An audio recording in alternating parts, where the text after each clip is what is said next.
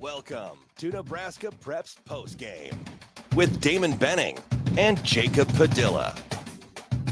That's the big voice guy. That means we are here for another week. It's on our original day too, so it's a little bit strange. It's a Monday, and we get to have Nebraska Preps post games with my main man Jacob Padilla. What's up, the man with two L's? You and Ravi. I leave one guy with multiple L's, and I get another one. What's up? Feeling good. Good start to the NFL season. I was here at the Hurrdat Sports Bar watching the Packers win. My dad, so good week one start, and it was the week three. I think we're in now. It gets blurry with the week zero. Trying to remember, but there not a lot of close games. Some controversy. So a lot to get into. Yeah. So full disclosure, of the four guys that were in this studio, you, myself, Ravi, Shane Schillerberg, there's only one of us whose NFL team took it on the chin. Both of Shane's teams won. What are the odds? Because he's pretty darn good. A Lions and a Raiders fan. The Packers obviously play well, and Ravi's Niners put their foot in my Steelers. Yeah, that was rough. Yeah, it wasn't the most surprising though for me in the NFL. I feel like the Buccaneers beating Minnesota and the Rams beating Seattle. Yeah, Vikings, they're frauds. We always knew it. Shout out Mike J. Shaker. Yeah. as we get started with high school, a lot going on. Do you want to start in Class A? Yep, right off the top. Obviously, we were at the same place this week. I wanted to make sure I got to see at least one West Side game, and this was the one to go to. Maybe your last for now. What you're saying? Yeah, I mean, we'll see how the schedule plays out. I go week to week here, but 45-12 win for Omaha West Side against Bellevue West, and with the loss, Bell West dropped out of the top 10 in the coaches poll this week. Yeah, I don't even remember the last time that happened, but I mean, that's neither here nor there, I guess. But yeah, out of the top 10. Yep. I think the two main takeaways are, man, West Side is really, really good, and just kind of confirm, like, yeah, Bell West, they've got some things they've got to figure out. We've kind of alluded to it throughout the season, like even in their wins, they're like, oh, they've got some things here. It just hasn't. Nothing's been easy. Just seems disjointed. Yeah, exactly. Nothing's been easy for them. Every touchdown they score, they have to work really, really hard for. They've got to overcome some miscues here and there. They just can't quite get into a rhythm for whatever reason. They can't. The downfield passing game just isn't working. Unfortunately, they get Isaiah McMorris back, and then they lose Davon Hall during the game. They can't quite get to full strength there. Just a lot of things are going wrong for them right now. We had 10 penalties for 137 yards, which extended a few drives for them scoring wise, which we weren't super happy about. But game got a little chippy. Oh yeah, and you kind of felt it going in. Yeah, you know, I was joking on the show Monday that we kind of had to settle our kids down, right? For whatever the reason, it was not for whatever the reason. I mean, no love lost, right, between a lot of the players, but it was a very, very chippy physical game. I mean, there were some big time hits going on. Yep, and I mean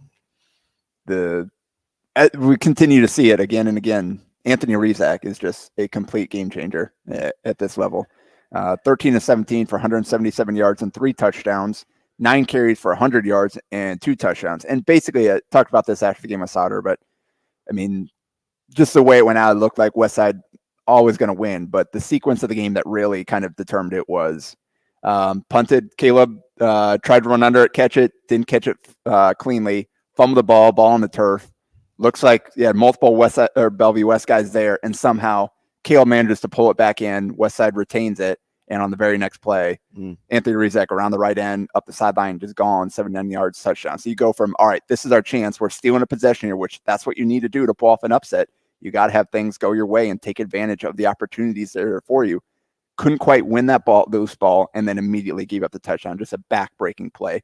And then from then on, it was just kind of all Westside. Yeah, I think, he's jogging over, and I told him about it's the first one I've ever really seen him muff and all this whatever. But I said, yeah, good job fighting at the bottom of that pile, right? And there's 2 guys and the officials looking right at him, and they come to it and they say West Side ball, and he's jogging over, and I said, "Hey man, way to hang with that." And he says, "I didn't want to have to hear your mouth." I just was like, "Yeah, okay, touche." That was probably more coach play or more father son than it was coach player. So not gonna get that very often. Yeah, he said they didn't want to have to hear your mouth, but they just, I think we felt like we limit them to 237 yards, and 60 of those came on the last drive that they had too. So, I mean, we felt good defensively with our game plan the whole way in, just to not give anything easy and to tackle really, really well. I am a little surprised that they're struggling as much as they are defensively, because on paper they have a lot of good players. Yeah. And just, you didn't really notice. They just didn't have guys making big time plays in that game. Westside had guys all over the field making plays, different stretches. Obviously, Keenan Khan had the 40-yard touch, had three catches. Two of them were for touchdowns, 62 yards. Caleb, 3 catches, 47 yards, a touchdown. Really, such a nice play, that first touchdown. Just lob it up over the top. Little bit of fade. He went and got it. 8 tackles, 2 for loss, and a pick. So just kind of another all-around game from him. Teddy Rizak leading the defense, 9 tackles, 2 for loss, a pass breakup. As a team, 9 passes defense and 8 tackles for loss against obviously a team that wants to pass the ball. So that just shows kind of the level of activity defensively, and you just didn't really see those same impact plays from the Bellevue West defense. Westside was just on schedule too often. Yeah, and I think the 8 solo tackles from Caleb is kind of what we thought, and I think Teddy led us right with 9. Yeah. So we knew we had to tackle in space, right? Like that was the big deal, because a lot of their offense is predicated on making a guy miss or like one-on-ones, and we knew that we were going to have to tackle well. So that was definitely a point of emphasis. But like I said, just I felt like we may have trouble running the ball, and I was surprised that we were as efficient as we were, to be honest. 11 carries, 113 yards for Jamez Ross. And it's just defensively, you look at, we've talked about CJ Goff, the season he's had, both catching and receiving. Obviously, we know Isaiah McMorris. Those guys, I'm sure, were right at the top of your scouting report.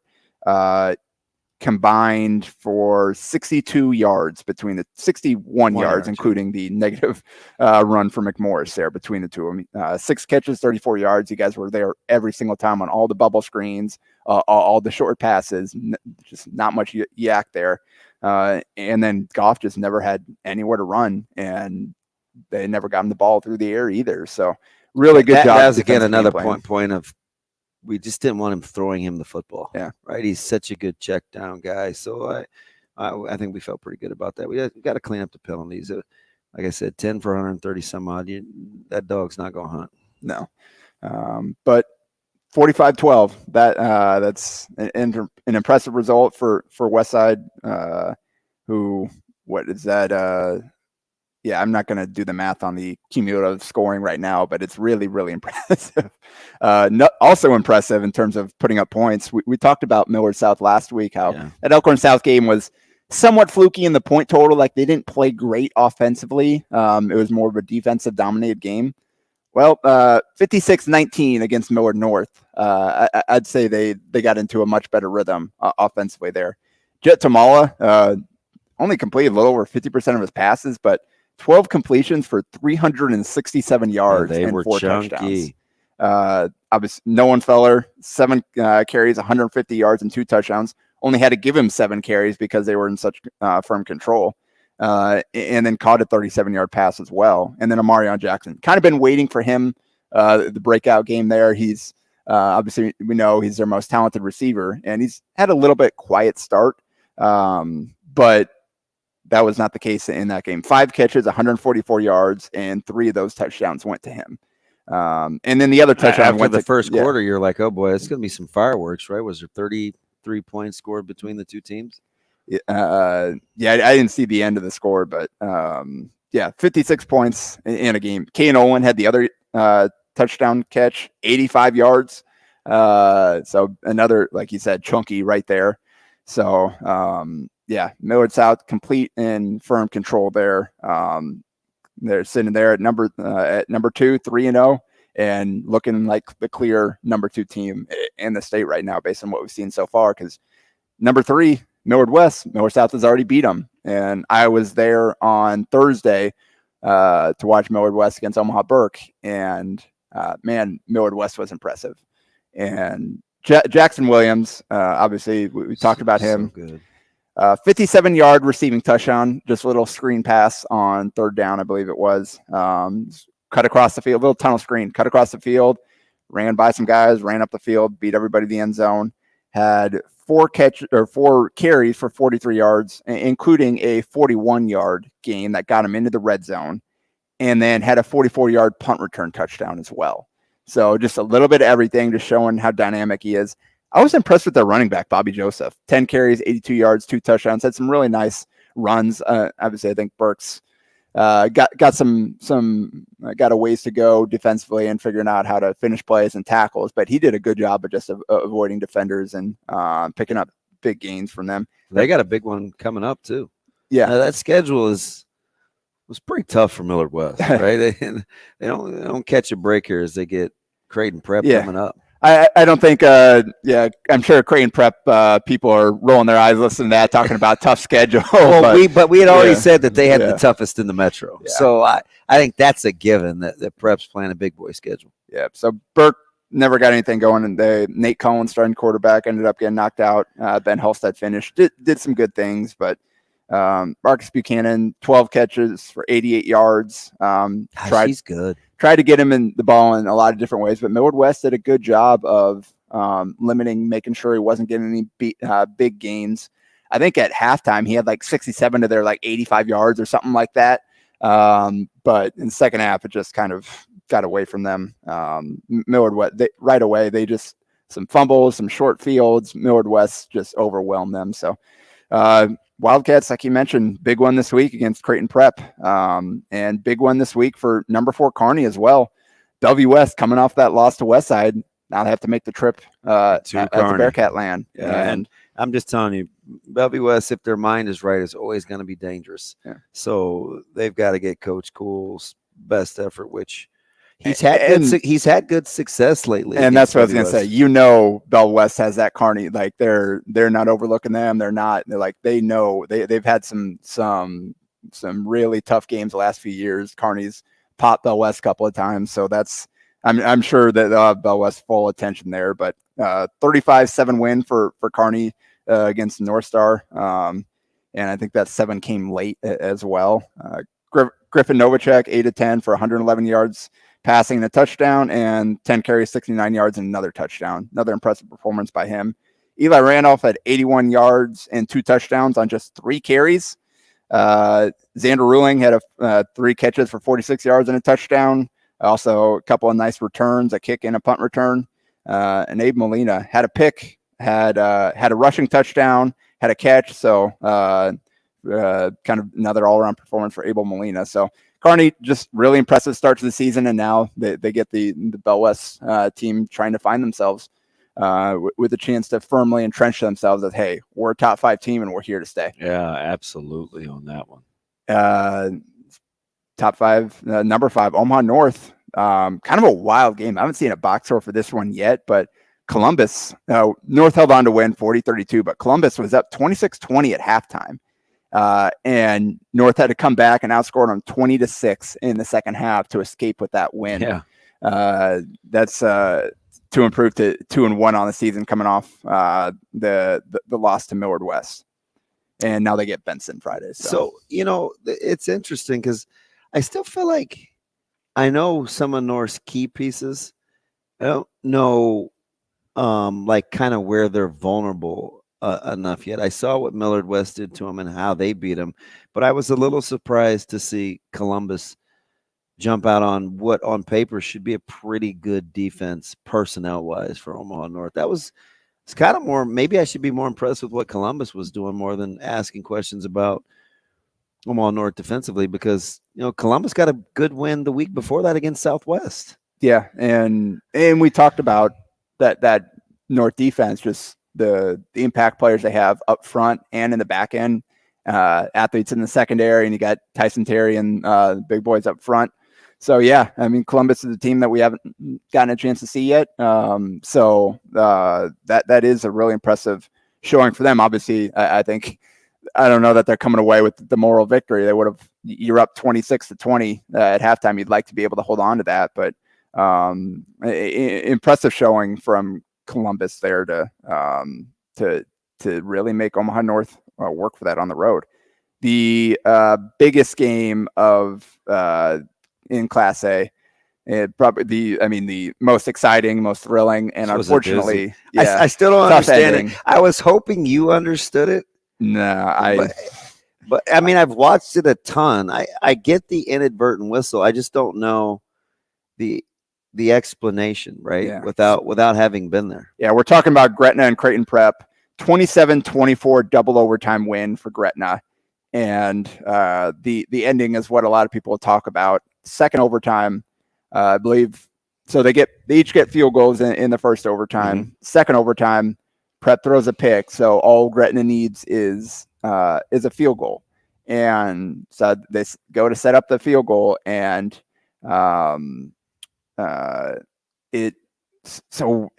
what exactly happened? I don't get to see the. Did you see a clip of the actual play? No. Okay. No. I just know that I was getting like 20 text messages telling me I can't wait. You got to see the end of this, but I didn't know the precursor, right? Yeah. I needed the context. Yeah. So field goal fails, and they get another shot at it. Yeah. So they obviously on a block field goal, whatever, the ball's live. You got to finish the play there, as opposed to like a PAT or whatever. But apparently someone blows the whistle. Yeah. And so there's a chance almost thinking they think it's an extra point. There's a chance Gretna maybe could have picked it up and scored off it, but he also might have gone out of bounds. But also, like, if there was a whistle and guys stopped playing, you don't know. So yeah, ended up blowing the play dead. So they got another try, and this time they made the field goal. Ball game, which was interesting because you watched the game with us where we had an inadvertent whistle as well. Yeah, take away Owen James touchdown. Got a touchdown called back, and I think the team had the opposing team has a chance to decide what they want to do with the result of the play. And since it was a touchdown, we had to redo the play. And taking away a big guy's touchdown, unfortunately. Not sure how many times he'll have that chance, but I just liked this little celebration in the end zone. It was about a 20-yard run, and ball came up, popped out about the 4. Boom. He caught it and rumbled in the end zone. We were getting ready to celebrate the young soph who's off to a fantastic start to the season. Yeah. But back to this game. Obviously, you never want to see a controversial ending like that, especially to a great game. That being said, Prep was up 21-7 at one point and ended up losing in double overtime. Boy, Gretna just finds is any lead. Apparently, it doesn't matter who's playing quarterback, right? Yeah. Just no double-digit lead in the second half appears to be safe. Yeah, and this. They did it with some ground and pound too. Yeah, we talked about Alex Wilcox and the impressive start that he's gotten off to. This is the first test against a great defense, based on some of the athletes Prep has and what they've shown for stretches here. And it definitely wasn't his cleanest game. First, we saw some turnovers there, had 3 picks, but only throw for 106 yards, but had the big carries on the ground. The 20-yard long run really, I thought, helped them kind of, I don't know if seize momentum is the right term, but yeah. And then Isaiah Weber. Monster. 28 carries, 116 yards, 3 touchdowns, had 2 catches for 8 yards, led him in tackles with 9, and had a sack. He runs so hard. Yeah. He doesn't give you a ton to hit. You know, he's very shifty and quick through the hole. That was some impressive fortitude. And I try to tell people, I feel like Prep is a team. I said this, you rather play them early than late, right? And they're starting to show that they're that team. Yep. So we mentioned Prep gets Millward West next, and Gretna, big one, Millward South. Yeah. So again, you passed their first test against a quality team, and now stepping up even further in competition. Going to have to play a little bit cleaner than they did against Prep to get away with that one, but will be a great test for both teams there. Definitely one of, I think, the ones you star on that Class A schedule. Moving on, Elkhorn South, it looked like they got Carson Ronner back. Yeah, which I was good glad to Yeah. see. Like I want to see him as much as possible, just because he's one of the better quarterbacks in the state. Yep. 52-14 final for Coach Rosenberg's 100th win. So congrats to him for that one. Superman. Yeah. He's a good man. Good man. And then kind of closing out the top 10, impressive win for Lincoln East, 28-7 over Lincoln Southwest. And Jeter Wordley, 7-13, 117 yards and a touchdown, and 13 carries for 84 yards and another touchdown. Dash Bowman had a monster game. Wyoming commit, 16 carries, 81 yards, 2 touchdowns, 3 catches, 82 yards, and a touchdown as well. We talked about him last year, how we kind of liked him, and now he's kind of emerging as the guy for them this year. And they held Lincoln Southwest to 40 yards on 21 carries on the ground. So impressive showing from Lincoln East, who has already beat Lincoln Southeast. Now you beat Southwest.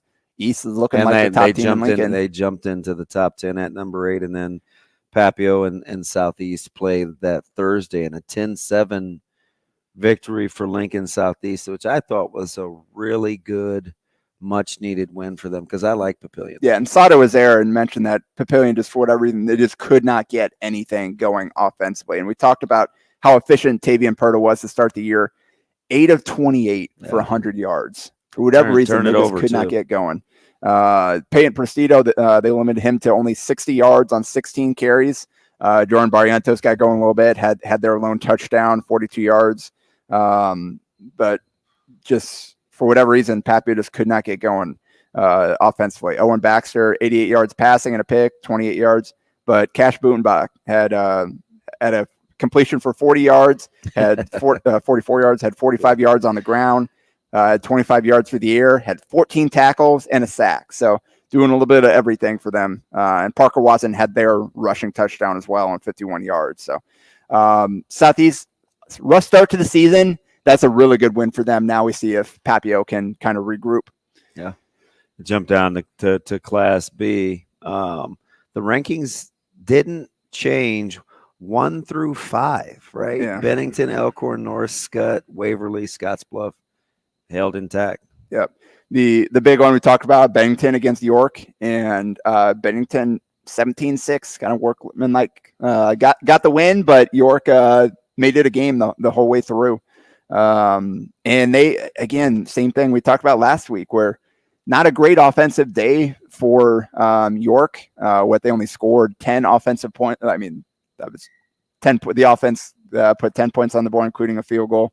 But defensively, again, Ben Gilliland, mentioned him last week, 12 tackles, a tackle for loss. Jack Jansen mentioned him last week as well, 8 tackles, 2 for loss. Kyler Lordson, 6 tackles, 1 for loss, 2 blocked field goals.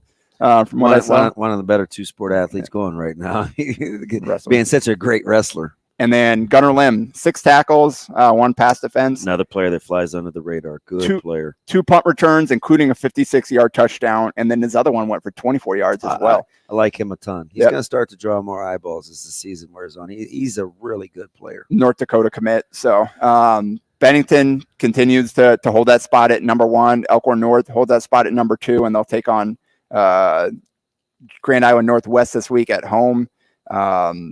Elkhorn North kind of took care of business, 57-6 against Crete. That's all we need to say about that. Scott, 57-10 against Beatrice. All we need to say about that. And then they'll get a tough Elkhorn team on Friday. Waverly, 49-7 against Mount Michael. Again, another game where Nolan Moss, 195 yards passing and a touchdown. Had a rushing touchdown. Owen Stoddard, 5 catches, 138 yards and a touchdown for them.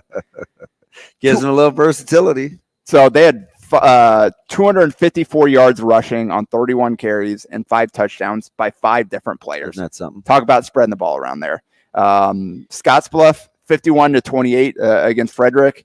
Again, Nate Kelly, 2 rushing touchdowns and an interception return touchdown from 62 yards. So another 3-score game for him. Sebastian Boyle, also 3 touchdowns on the ground. 89 yards and a sack on defense. Carter Isaac, 94 yards on the ground. And Sebastian Galindo, 11 tackles, 3 pass breakups, and a 49-yard kickoff return. And Jet Webb also had a 35-yard interception return for touchdown. So they're Boyle getting some help in the backfield, which could help kind of lighten his load as the season wears on, because he's such a worker. And that's the thing. Yeah. You notice it throughout early in the year. With the way they've been in control of games, they have not had to load him up with carries yet. That's something that he's capable of doing once they get into a big game. And this week they will have their first kind of real big game with York traveling to Scottsbluff. So they get it at home. But if York came out of that game against Bennington healthy, their defense will keep them in it. Yep. Plattsmouth 37-0 against Gretna East. Gabe Villamonte, efficient game, 13-16, 250 yards, 4 touchdowns. And again, they had a really evenly balanced rushing attack for 211 yards. And again, 4 touchdown catches by 4 different receivers.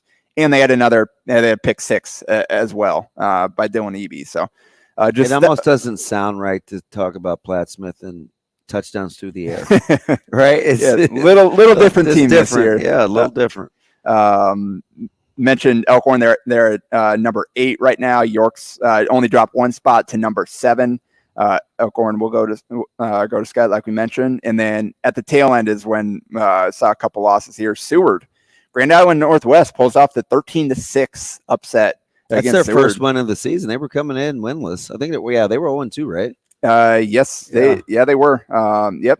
So they are 1-2 now after the win. So they were 0-2 the first 2 weeks. But Lincoln Flagel, 82 yards and a touchdown. Easton Bachman, 7 catches, 95 yards and a touchdown through the air. Camden Jensen threw for 168 yards and a touchdown. So good job by that Grand Island Northwest defense to hold Seward to just 6 points and escape with the win. And then Elkhorn beat Gross 27-13 in one of the other they're only, I think, 2 or 3 like top 10 matchups in Class B. And so that was a good win for Elkhorn. And both teams remain, Elkhorn obviously, but Gross remains in the top 10 at number 10. And they'll face Blair this week. So that's kind of through A and B. We talked about a couple big games in C1 and C2. Ashland Greenwood, 42-24 against Aurora to stay there at number 5. Aurora dropped a couple of spots.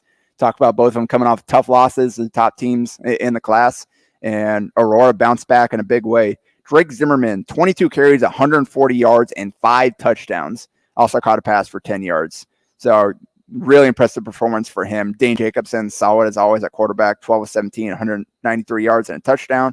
And then Thomas Spears on offense, 4 catches, 52 yards, and that touchdown. He's a handful. I've been waiting for him to kind of erupt a little bit. He's explosive in the open field when he's healthy. So solid offensive game. Defense, 15 tackles, 1 for loss, and 5 pass breakups.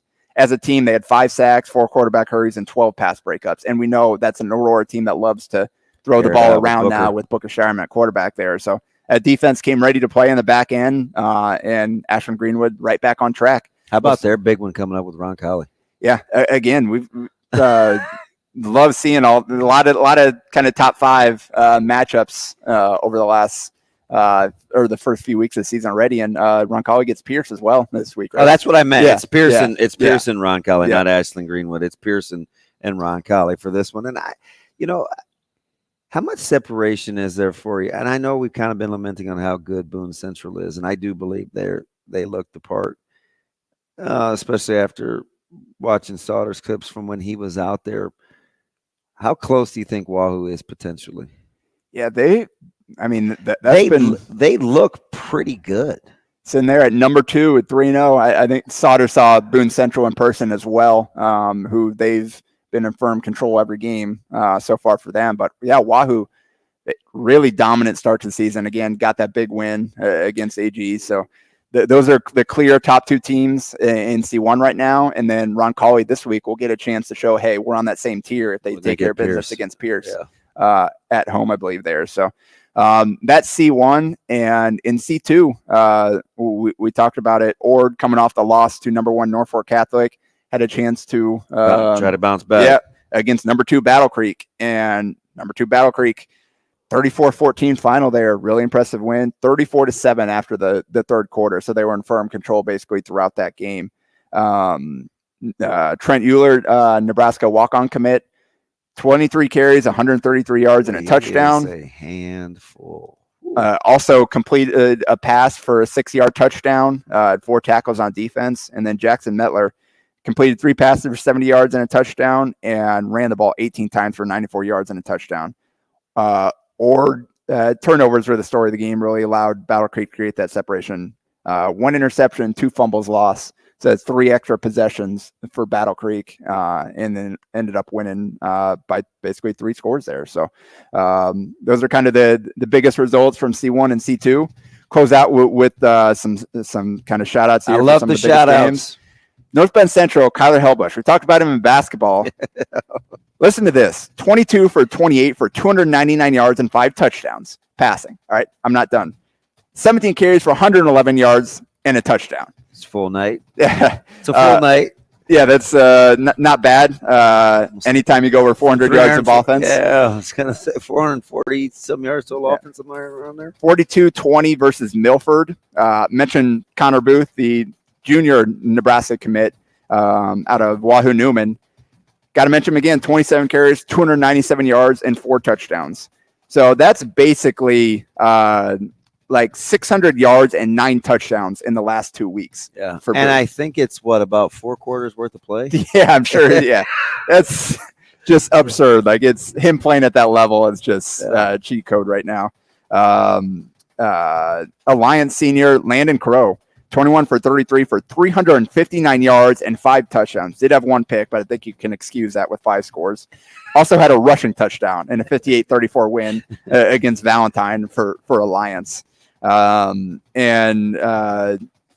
These ones came at a loss, but Donovan Trumbull, Jaden Williams senior there, lost 49-40 against Wilbur Clutonia, but these are all school records. 21 for 36 for 376 yards and 6 touchdowns. Also added 15 tackles, 2 pass breakups, a 2-point conversion, tackle for loss. Top receiver, my guy Jack Poppy, just a sophomore there. 9 catches for 230 yards and 4 touchdowns. The joys of coaching summer hoops and being in the know. And that's after he had a 91 yard kickoff return and a receiving touchdown last week as well. So great start to the season for Poppy, who's playing a lot of different phases for them. So just shout out to Harry Kasky, who recently committed to Air Force. 209 yards and 2 touchdowns on the ground. Also completed a pass for 8 yards in a 28-26 win for Ogallala against Cozad. Some kind of ridiculous stat lines this week. Big and a few of them. Big numbers. You don't get them anywhere else, right? Those shout outs. That's part of the reason why I love listening to, because Padilla's going to find things nobody else does because he's got connections. He's a man that knows people. That's another week of NEB Preps. We'll be back Monday. Don't you dare mess us with the recaps. A Hurrdat Sports Network production.